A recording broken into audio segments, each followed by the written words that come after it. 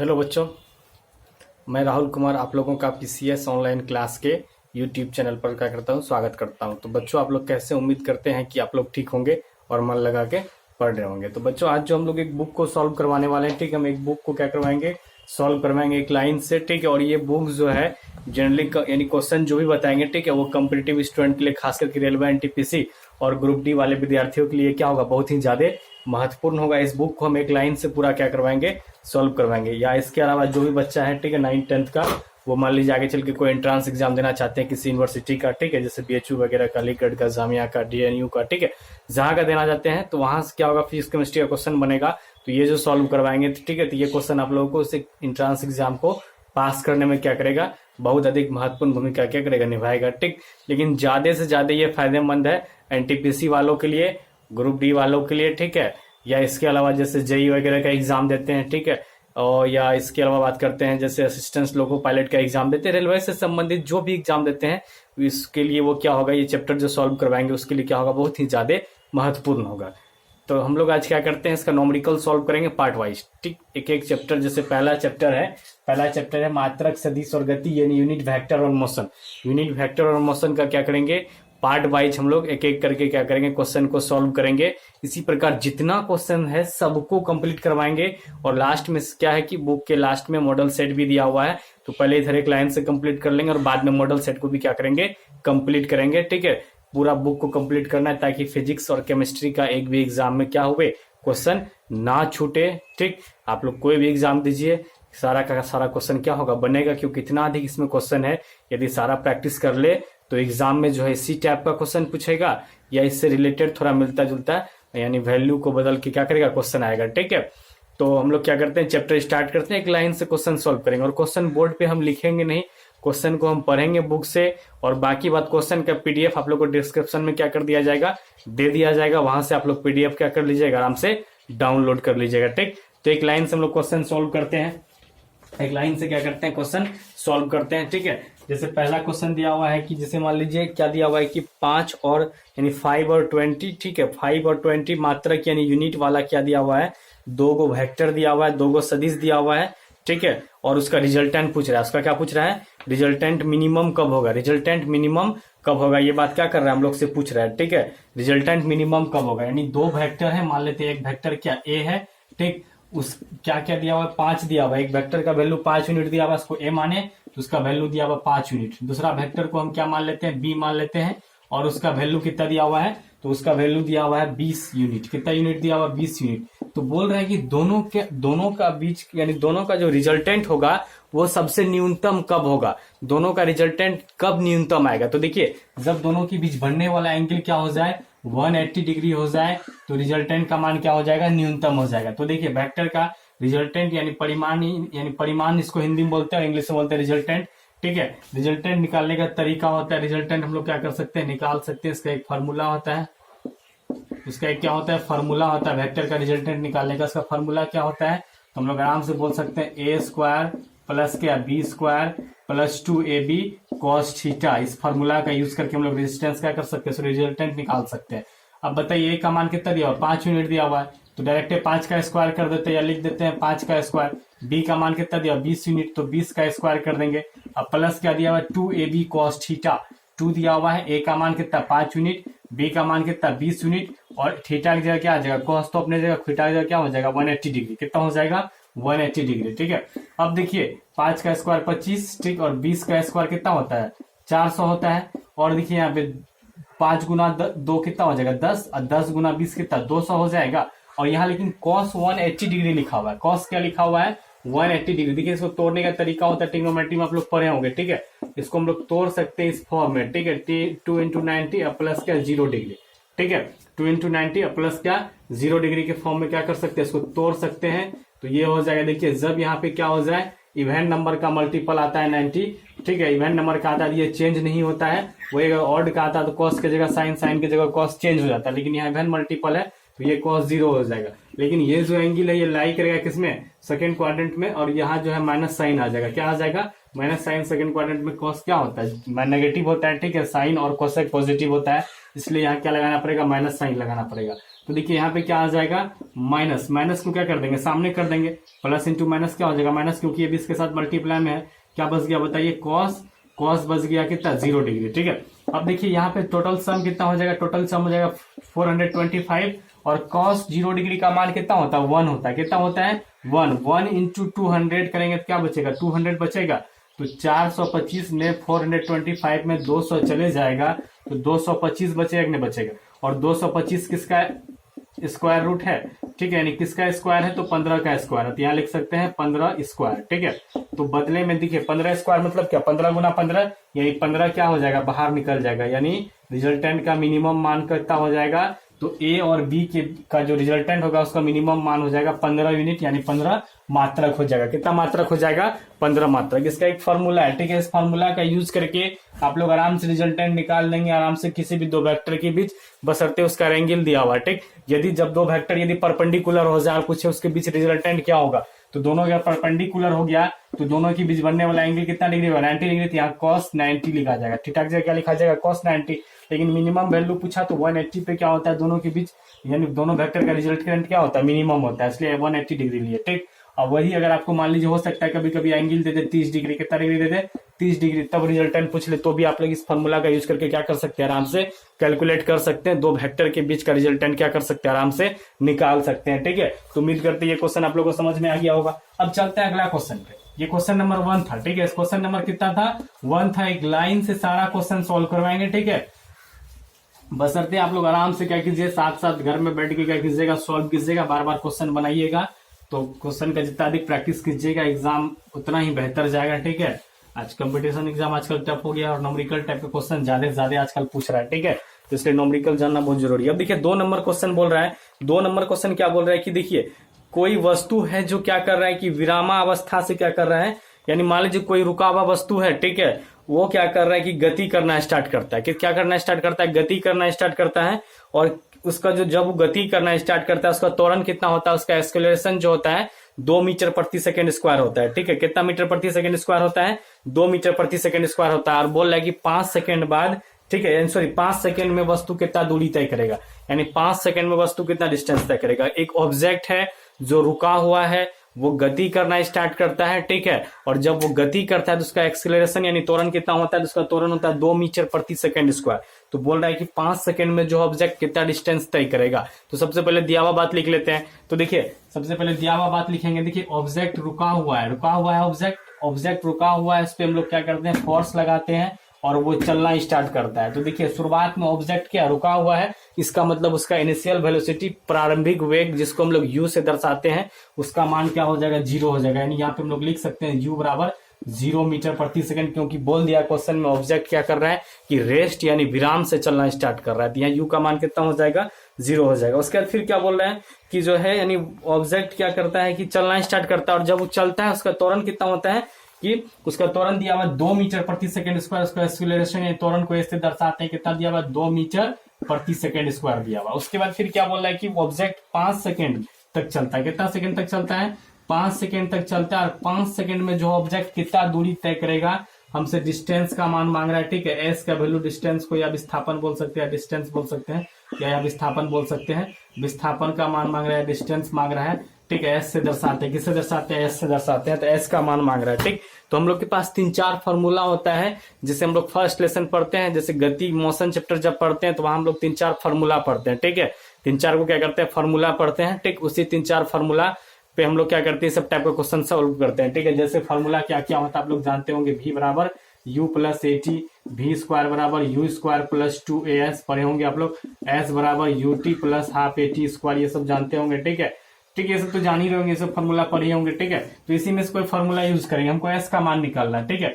तो देखिए क्या क्या दिया हुआ है, टी दिया हुआ है, यू दिया हुआ है, ठीक है, और ए दिया हुआ है। तो देखिए टी दिया हुआ है, यू दिया हुआ है, ए, यहाँ एस, ये फॉर्मूला का यूज नहीं कर सकते क्योंकि इसके द्वारा हम लोग एस कैलकुलेट नहीं कर सकते। ये फॉर्मूला भी दिया हुआ है, नहीं दिया हुआ है, यू नहीं दिया हुआ है, ए दिया हुआ है, लेकिन एस कैलकुलेट करना है, ये वाला फॉर्मूला। अच्छा हाँ, इसको यूज कर सकते हैं, क्यों कर सकते हैं, क्योंकि यू दिया हुआ है, टी भी दिया हुआ है, ए भी दिया हुआ है, टी भी दिया हुआ है, ठीक है। तो ये फॉर्मूला हम लोग यूज कर लेंगे, एस बराबर क्या यूटी प्लस क्या हाफ ए टी स्क्वायर, ये फॉर्मूला का क्या कर लेंगे यूज कर लेंगे। ठीक है, अब बताइए यू का मान कितना 0, ठीक है 0, टी का मान कितना 5 सेकंड, तो यहाँ 5 सेकंड लिख भी देंगे तो कोई फर्क नहीं पड़ता है, कट के 0 ही हो जाएगा। हाफ अपने जगह, अब बताइए ए का मान कितना दिया हुआ, ए का मान दिया हुआ 2 मीटर प्रति सेकंड स्क्वायर, और यहाँ फिर बगल में क्या लिखा है टी स्क्वायर, मतलब क्या 5 सेकंड का होल स्क्वायर, 5 सेकंड का क्या होल स्क्वायर, 5 सेकंड का होल स्क्वायर डायरेक्ट हम लिख दे 25 सेकंड स्क्वायर हो जाएगा ना, 5 का स्क्वायर 25 और सेकंड का स्क्वायर क्या होगा सेकंड स्क्वायर ही हो जाएगा। अब देखिए सेकंड स्क्वायर से सेकंड स्क्वायर कट जाएगा, ये 2 से ये 2 कट जाएगा, और ये टोटल कितना हो जाएगा 0 हो जाएगा। ठीक है, और यहाँ कुछ कटेगा और कुछ नहीं कटेगा। ठीक, तो यहाँ मेरे पास क्या बच गया 25, क्या बच गया ये 25। ठीक, और यहाँ एगो मीटर बच गया, मीटर किसी से कटा, यानी क्या बच गया 25 मीटर। तो देखिए 0 + 25 करेंगे कितना आएगा 25 मीटर ही आएगा, 25 मीटर ही आएगा। तो एस का मान कितना मीटर आया 25 मीटर आया, यानी वस्तु जो है 5 सेकंड में कितना दूरी तय करेगा, तो वस्तु जो है 5 सेकंड में 25 मीटर का दूरी क्या करेगा तय करेगा, 25 मीटर का दूरी क्या करेगा वस्तु 5 सेकंड में तय करेगा। ठीक है, तो ये बात भी आप लोग को उम्मीद करते हैं समझ में आ गया होगा। ठीक, अब हम लोग अगला क्वेश्चन पे चलते हैं, 3 नंबर क्वेश्चन देखते हैं क्या बोल रहा है। 2 नंबर भी कंप्लीट हो गया। ठीक है, अब देखिए 3 नंबर क्वेश्चन में बोल रहा है क्या कि जो है एक ऑब्जेक्ट है जिसका द्रव्यमान दिया हुआ, एक पिंड दिया है, ठीक है, इसको ऑब्जेक्ट बोल सकते हैं। ठीक, उसका द्रव्यमान दिया हुआ है, ठीक है, उसका द्रव्यमान यानी मास दिया हुआ है, द्रव्यमान यानी क्या बोल सकते हैं मास दिया हुआ है, कितना केजी 50 केजी दिया हुआ है। ठीक है, 50 केजी दिया हुआ है। उसके बाद बोला है उसका भार निकालने के लिए, उसका वेट निकालने के लिए। ठीक है, क्या निकालने बोल रहे हैं वेट निकालने बोला है। तो ध्यान से देखिए, सबसे पहले हम लोग दिया हुआ बात लिखते हैं, ऑब्जेक्ट का मास कितना दिया हुआ है, ऑब्जेक्ट का मास 50 केजी दिया हुआ। एकदम शॉर्ट में बनाइए, क्वेश्चन को लिखने का जरूरत नहीं है, क्योंकि आप लोग बोर्ड एग्जाम नहीं कंपटीशन का एग्जाम दीजिएगा, और कंपटीशन का एग्जाम में जितना कम से कम लिखिए, जितना फास्ट सॉल्व कीजिए उतना ही बेहतर होगा, समय बचेगा। ठीक है, तुम लोग शॉर्ट में लिखेंगे, आप अधिक लिखेंगे नहीं लैंग्वेज। मास 50 केजी दिया हुआ, हमसे क्या पूछ रहा है वेट का मान पूछ रहा है, किसका मान पूछ रहा है वेट का। ठीक है, अब देखिए मास जो है अलग चीज होता है। ठीक है, आप लोग द्रव्यमान और भार को एक ही चीज मत समझिएगा। ठीक है, द्रव्यमान क्या होता है किसी भी वस्तु में निहित पदार्थ की मात्रा होता है। ठीक, और भार के बारे में बात करें, वेट के बारे में बात करें, वेट क्या होता है, तो कोई भी वस्तु का वेट के बारे में बात करते हैं। ठीक है, तो वेट होता है, किसी भी वस्तु का वेट के बारे में बात करें तो वेट होता है उस पे लगने वाला गुरुत्वाकर्षण बल।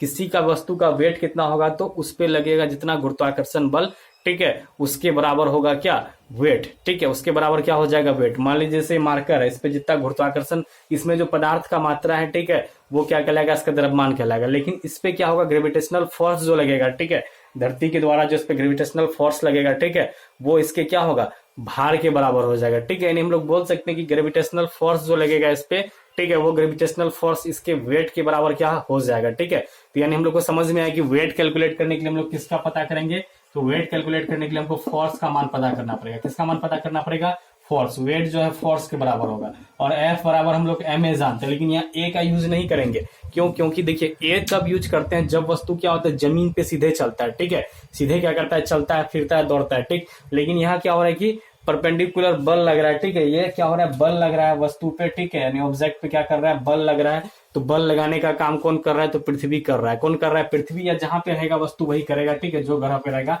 तो यहाँ हम लोग जी का यूज करेंगे। किसका यूज करते हैं, जब भी गुरुत्व के अधीन बल लगता है, ठीक है, तो वहां हम लोग त्वरण के जगह ए के जगह किसका यूज करते हैं जी का यूज करते हैं। तो बल जो है सॉरी भार जो है बल के बराबर, और बल का फॉर्मूला एम जी, क्या एम जी, एम इंटू जी, ये हो गया मास। ठीक है, और ये हो गया इसको हम लोग बोलते हैं गुरुत्व त्वरण। ठीक है, कौन सा त्वरण कहते हैं गुरुत्व त्वरण, एक्सलेशन ड्यू टू ग्रेविटी बोलते हैं इसको। ठीक है, अब देखिए इसका वैल्यू होता है जी का वैल्यू, देखिए क्या होता है 9.8 मीटर प्रति सेकेंड स्क्वायर होता है। ठीक है, लेकिन कैलकुलेशन को आसान बनाने के लिए हम लोग क्या करते हैं, कभी कभी 10 मीटर प्रति सेकेंड स्क्वायर भी क्या करते हैं ले लेते हैं। ये भी एक प्रकार का त्वरण है, लेकिन यहाँ जो त्वरण उत्पन्न होता है किसके कारण, गुरुत्व बल के कारण, इसलिए हम लोग स्पेशल इसको जी नाम दिए।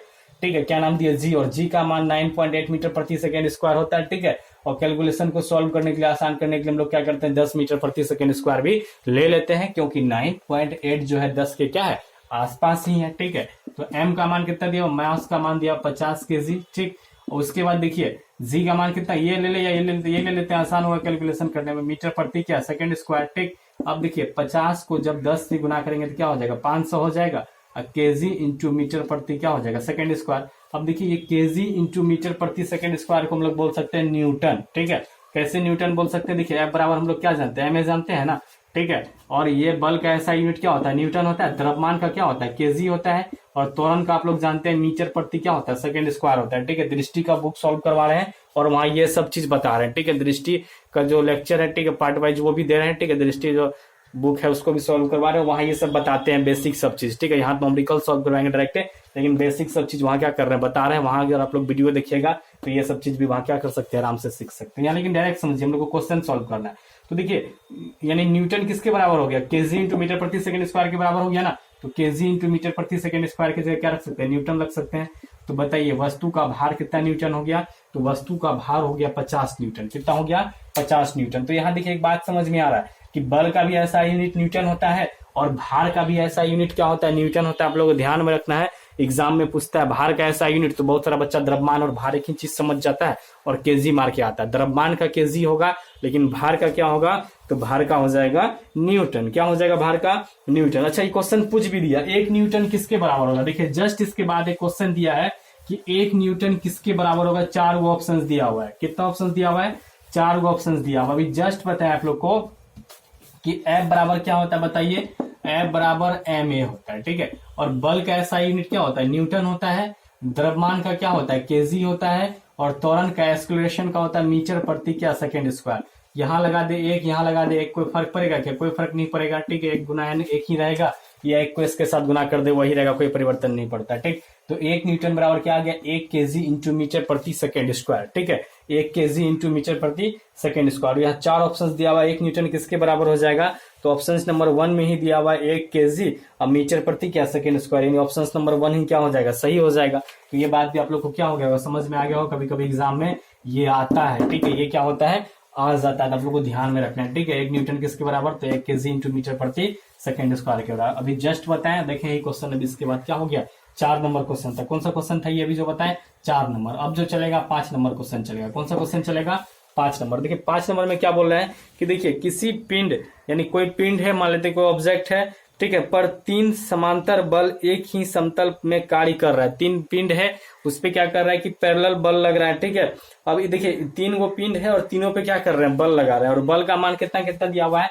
तो पहला पिंड पे लगने वाला बल का मान दिया हुआ 1 न्यूटन, दूसरा पे दिया हुआ 4 न्यूटन, ठीक है, और तीसरा पे दिया हुआ 7 न्यूटन। 3 पिंड है, तीनों पे क्या हो रहा है, बल लग रहा है। उसके बाद क्या बोल रहा है कि उसके यानी उसका जो है लंबाई जो है, जो पिंड है, जैसे मान लीजिए, ध्यान से सुनिए सब कोई, जैसे यहाँ पहले समझिए आप लोग बात। जैसे मान लीजिए कोई वस्तु है, ठीक है, इस क्या है, कोई वस्तु है, ठीक है, और इस पे इसको क्या कर रहे हैं हम लोग, ठीक है, ये इसमें डंडा बांध दिया, इस प्रकार से क्या कर दिए, डंडा बांध दिए। ठीक है, तो अब देखिए इस पिंड पे हम लोग क्या करेंगे, इस पे इसको हमको घुमाना है। ठीक है, इसको क्या करना है, घुमाना है। तो हम लोग क्या किए, डंडा को पकड़े, क्या किए, डंडा को पकड़े। और डंडा को पकड़ के, जैसे मान लीजिए पिंड है, इसमें क्या कर दिए, डंडा बांध दिए, और डंडा को पकड़ के क्या करते हैं, घुमाते हैं, गोल गोल चारों तरफ घूमते हैं। ये भी क्या होता है, इस प्रकार से घूमता है। ये भी क्या होता है, इस प्रकार से घूमता है। डंडा घूमेगा तो ये भी साथ साथ क्या होगा, घूमेगा। तो यहाँ जो इस पिंड पे बल लगेगा उसको हम लोग बोलेंगे बल आघूर्ण। क्या बोलेंगे, बल आघूर्ण। और यहाँ हमसे बल आघूर्ण ही पूछ रहा है, ठीक है, जिसको हम लोग इंग्लिश में बोल सकते हैं क्या, टॉर्क बोल सकते हैं। क्या बोल सकते हैं,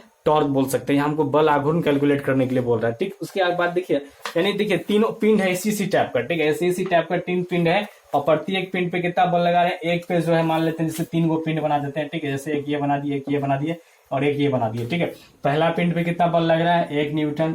दूसरा पिंड पे कितना लग रहा है, 4 न्यूटन। तीसरा पिंड पे कितना लगा रहे हैं, 7 न्यूटन लगा रहे हैं। ठीक है, और देखिए और इसके बाद क्या बोल रहा है कि देखिए इसका जो ये डंडा का जो लंबाई है, इसमें 2 मीटर है। ठीक है, और इसमें कितना मीटर है, इसमें 3 मीटर है, और इसमें कितना 5 मीटर है। ठीक, तीनों डंडा का लंबाई क्या अलग अलग है, इसमें 2 मीटर, इसमें 3 मीटर, इसमें 5 मीटर। ठीक है, और इस पे यहाँ पे हम लोग 1 न्यूटन बल लगा रहे हैं, यहाँ 4 न्यूटन बल लगा रहे हैं, और यहाँ कितना न्यूटन बल लगा रहे हैं, 7 न्यूटन बल लगा रहे हैं। उसके बाद क्या बोल रहा है कि पहला 2 पिंड पे जो है दक्षिणावर्त दिशा में, ठीक है, दक्षिणावर्त दिशा में बल लगाते हैं। यानी पहला 2 पिंड में क्या करते हैं, दक्षिणावर्त दिशा में, यानी क्लॉकवाइज डायरेक्शन में क्या करते हैं, बल लगाते हैं। किस दिशा में, क्लॉकवाइज, जैसे क्लॉकवाइज यानी इस प्रकार से घुमा रहे हैं इसको। ठीक है, और अंत वाला जो पिंड है, लास्ट वाला जो पिंड है, ठीक है, उस पे क्या करते हैं, एंटी क्लॉकवाइज। ठीक है, जैसे मान लेते हैं ये दोनों में क्लॉकवाइज फोर्स लगा रहे हैं, इस पे कैसे लगा रहे हैं, एंटी क्लॉकवाइज लगा रहे हैं। ठीक है, तो देखिए क्लॉकवाइज जो होगा वो प्लस वो सब क्या हो जाएगा, एक साथ आ जाएगा, और एंटी क्लॉकवाइज वाला क्या हो जाएगा, एक साथ आ जाएगा। ठीक है, क्लॉकवाइज क्या होगा, एक साथ आएगा, एंटी क्लॉक वाला कैसे आएगा, एक साथ आ जाएगा। ठीक है, तो बोल रहा है कि पिंड पर कार्य करने वाले बल आघूर्ण, ठीक है, कितना होगा, यानी टॉर्क का वैल्यू पूछ रहा है। किसका वैल्यू पूछ रहा है, टॉर्क का। ठीक है, तो यहाँ पे देखिए सबसे पहले हम सबसे पहला पिंड पे कितना टॉर्क लगेगा, टॉर्क को जनरली टाउ से दर्शाते हैं, इससे दर्शाते हैं टी से। ठीक है, तो इस पे कैलकुलेट करें तो टॉर्क का वैल्यू कैलकुलेट करते हैं कैसे, तो जितना बल लगाते हैं, ठीक है, इसको घुमाने के लिए, स्पिन को घुमाने के लिए डंडा पे जितना बल लगाएंगे, ठीक है, वो बल और ये डंडा को जो लंबाई होगा उसके मल्टीप्लाई के क्या हो जाएगा, बराबर हो जाएगा। ये डंडा का लेंथ होगा और लेंथ और जो है इस पे लगने वाला जो फोर्स होगा, ये दोनों के मल्टीप्लाई के बराबर होगा कौन, टॉर्क। तो यहाँ हम लोग बोल सकते हैं टॉर्क बराबर F into L. F into क्या बोल सकते हैं, एल। तो पहला पे जो है, पहला पे जो टॉर्क लगेगा, पहला पे टॉर्क कितना लगेगा बताइए, तो 1 न्यूटन बल लग रहा है, तो बल का मान 1 न्यूटन, और लंबाई कितना डंडा का 2 मीटर है, तो यहाँ 2 मीटर ले लेंगे, तो 1 गुना 2 कितना हो जाएगा, 2 हो जाएगा न्यूटन मीटर। तो पहला पिंड का टॉर्क कितना हो गया, 2 न्यूटन मीटर। और दूसरा का कितना हो गया बताइए, तो दूसरा का डायरेक्ट आप लोग बता सकते हैं ना, बल का मान कितना 3 न्यूटन और लंबाई कितना है 4 न्यूटन, दोनों को आपस में क्या कर देंगे, गुना कर देंगे। तो 4 न्यूटन और गुना 3 मीटर कर देंगे, कितना आ जाएगा 12 न्यूटन मीटर आ जाएगा। ठीक, अब तीसरा पिंड के बारे में बात करते हैं। ठीक है, तीसरा के बारे में बात करते हैं, तीसरा पे कितना फोर्स लगेगा। ठीक है, तीसरा पिंड पे बात करें तो तीसरा पे कितना लग जाएगा, देखिए तीसरा का लंबाई कितना है 7 न्यूटन, सॉरी 5 न्यूटन, उस पर बल कितना 5 मीटर और बल कितना लग रहा है 7 न्यूटन लग रहा है। तो मल्टीप्लाई करते हैं 7 न्यूटन और गुना क्या कर देंगे 5 मीटर कर देंगे। तो बताइए जब गुना करेंगे कितना आ जाएगा बताइए 35 न्यूटन मीटर, कितना हो जाएगा 35 न्यूटन मीटर। अब देखिए ये दोनों क्या लग रहा है, एक एंटी क्लॉक वाइज लग रहा है, दो को क्या लग रहा है बताइए, दो को एंटी क्लॉक वाइज लग रहा है और एक को क्या लग रहा है क्लॉक वाइज लग रहा है। दो को क्या लग रहा है एंटी क्लॉक वाइज लग रहा है, ठीक है, और दो को क्या लग रहा है क्लॉक वाइज लग रहा है। तो हमको ऑल ओवर फोर्स निकालना है। ठीक है, ये दोनों क्लॉक वाइज लग रहा है, तो ये दोनों को क्या कर देंगे एक साथ ले लेंगे। तो पहला का बल आघूर्ण कितना है 2 न्यूटन, दूसरा का कितना है 12 न्यूटन। पहला का बल आघूर्ण कितना है 2 न्यूटन और दूसरा का कितना है बल यानी 12 न्यूटन है। तो दोनों क्या हो रहा है क्लॉक वाइज लग रहा है। कैसे लग रहा है बताइए, क्लॉक वाइज लग रहा है। तो टोटल ये दोनों मिला कितना हो जाएगा, पहला और दूसरा का टोटल बल आघूर्ण कितना हो जाएगा, तो 2 न्यूटन और प्लस 12 न्यूटन, बताइए कितना न्यूटन हो जाएगा 14 न्यूटन हो जाएगा। कितना न्यूटन हो जाएगा 14। ठीक है, और एक पे कितना लग रहा है तीसरा वाला पे 35 लग रहा है। ठीक, तो देखिए दो को जा रहा है क्लॉक वाइज, एक को जा रहा है एंटी क्लॉक वाइज। ठीक है, तो यहाँ पे जो है दो का डायरेक्शन अलग है, एक का डायरेक्शन अलग है। ठीक है, तो हम लोग फाइनल, ठीक है, फाइनल यदि हम लोग टॉर्क कैलकुलेट करें, फाइनल टॉर्क क्या हो जाएगा, फाइनल टॉर्क कैलकुलेट करें तो देखिए ये एंटी क्लॉक वाइज है और ये क्या क्लॉक वाइज। तो फाइनल देखिए दोनों का डायरेक्शन अलग है, एक प्लस मानेंगे तो एगो क्या मानेंगे माइनस, या एगो माइनस मानेंगे दूसरा को क्या मानेंगे प्लस मानेंगे। तो माइनस प्लस मानने का जरूरत नहीं है, एक डायरेक्शन वाले को साथ कर दी और ये डायरेक्शन वाले क्या रखेंगे अलग रखेंगे। और फाइनल टॉर्क निकालना है तो बड़ा में से क्या कर देंगे छोटा को घटा देंगे। तो 35 न्यूटन मीटर में से 14 न्यूटन मीटर क्या कर देंगे घटा देंगे। तो बताइए कितना बचेगा, तो 35 न्यूटन मीटर में से 14 न्यूटन मीटर घटाएंगे तो यहाँ कितना बचेगा 3, 3 में से एक गया क्या बचेगा 3 में से एक गया तो एक बचेगा, यानी फाइनल जो है, अच्छा यहाँ देखिए 35 में से एक जाएगा तो कितना बचेगा, तो 5 में से 4 जाएगा एक बचेगा, 3 में से एक जाएगा 2 बचेगा, यानी फाइनल टॉर्क कितना आ गया 21 न्यूटन मीटर आ गया। फाइनल टॉर्क कितना आ गया 21 न्यूटन मीटर आ गया। उम्मीद करते हैं ये वाला भी आप लोगों को क्या हो गया होगा समझ में आ गया होगा। फाइनल टॉर्क कितना आ जाएगा 21 न्यूटन मीटर आ जाएगा। ठीक है, कितना आ जाएगा 21 न्यूटन मीटर। तो आज इतना ही रहने देते हैं, फिर मिलेंगे हम लोग अगले क्लास में। ठीक है, आज के लिए क्या करते हैं इतना ही रहने देते हैं। तो आप लोग को यदि वीडियो अच्छा लगता है तो अपने दोस्तों के बीच